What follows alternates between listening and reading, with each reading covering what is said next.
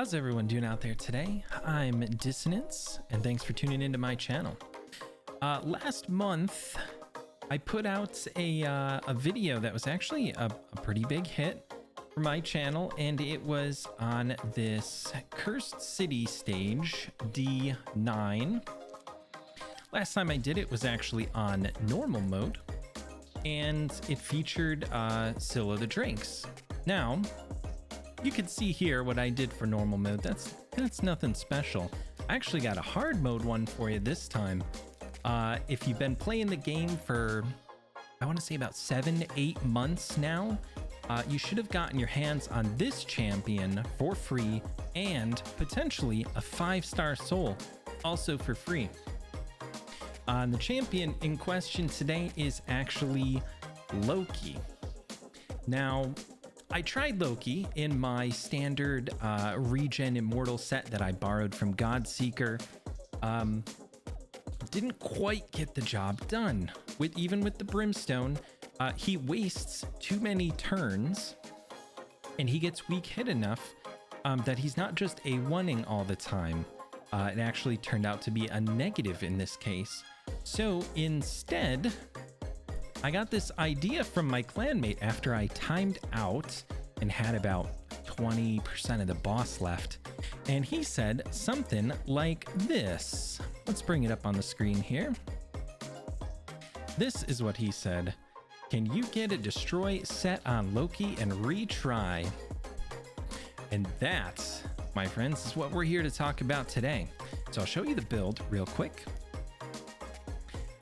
If we go to my Loki here, he is now in my destroy set and 1 immortal. Of course, we are abusing the golden elixir. It's only a level 9. And I think at this point, most people that have been getting even just rare relic mats should be able to get their hands on this. It's a standard group, and it's only an epic. Showing my equipped, I have a ton of them sitting around. But yeah, standard group, epic relic. We're abusing that, of course. The immortal set gives us just a little bit of the HP regen every turn. And the crazy thing about this strategy is how it synergizes with his passive. So if you look over here, not at the start of the round, we don't care about that, but whenever his HP drops below 50%, he's gonna put a perfect veil, right? And then he is going to have a chance to evade increase with perfect veil. And then when he goes below 50%, he's gonna have a 100% chance to evade every 4 turns. So not only is he strong against the Scarab, so the Scarab is going to weak hit him, he's regenning from the golden elixir and the immortal set, and he's evading attacks guaranteed every 4 turns that he takes, and 30% of the time every other time. So you can get away with running the destroy set, and it's not a great destroy set by any means. There's some defense. We got a little bit of speed and HP, speed and crit rate. We're not really running that much damage. 56% crit rate. We're just doing it slowly over time. And you'll see in the video, he does end up destroying a decent amount of the HP, and Brimstone does a lot of the heavy lifting. So I can bring that up on the screen here, and let's take a look.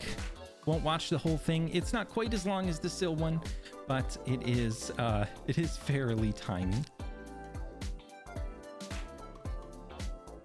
So he is going to do his moves, but we get enough damage off over the course of the fight that it doesn't actually matter too much. And you'll see he'll just hover around this half-life 50% HP area. He's going to get a little bit of regen from the immortal set, a little bit of regen from the golden elixir, and he's going to keep replacing that perfect veil on himself. Which every 4 turns is going to give him guaranteed evade, and it ups his chance to evade up to 30%. So you can see we're already starting to destroy just a little bit. As we go through the fight here, he is going to be provoked a lot of the time. And it's honestly faster the more he is provoked, because his A1 is what does damage. I'll move it forward here. We're destroying, and we're destroying a little bit more. Remember, the brimstone only goes off on the active skill. So if you place it here and the Scarab takes a couple of turns of his just basic attacker's A1 for all intents and purposes, you will waste the brimstone. That's just the RNG of it. It makes the run take a little bit longer, but there's nothing you can really do about it. Unless you want to sit here and manual it, but we're not really interested in manualing a 45-minute fight. We'll keep moving along. You see, he's destroying.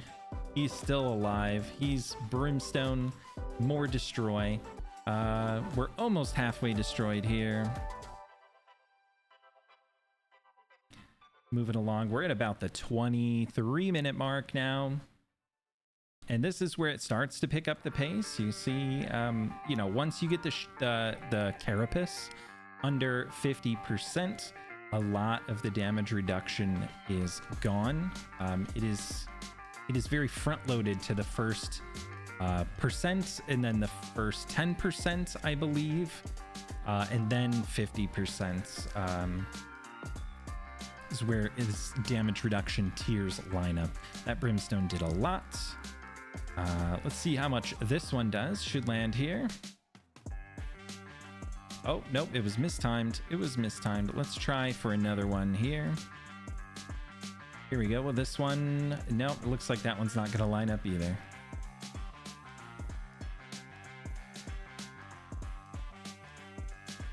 Here's one. That one did a nice chunk. Probably 6 or 7 of these little health bars up here. And we're getting close to the end here. You can see he's down to only about 20% maybe left on this carapace, and we're just hitting the turn limit warning, but we're not going to reach that far. I originally did this with a Venomage in the squad, and it, believe it or not, took longer to get done.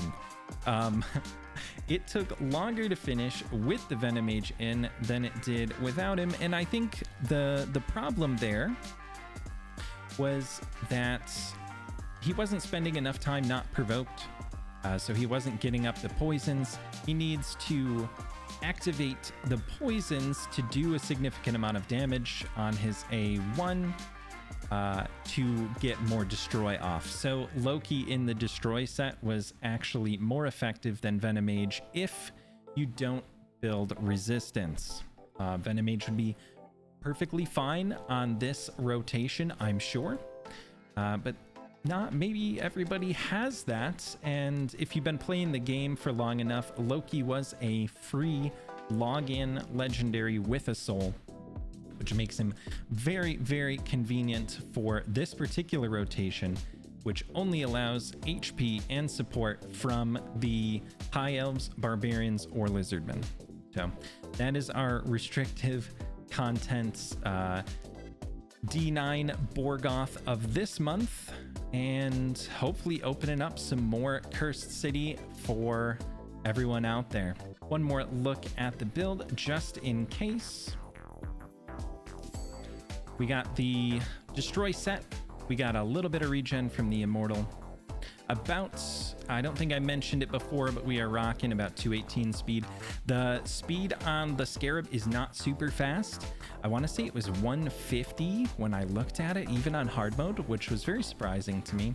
The accuracy threshold, not very high. You do need accuracy to place this. It is protected, but it's not guaranteed on 5-star. So make sure you hit that 230-ish accuracy.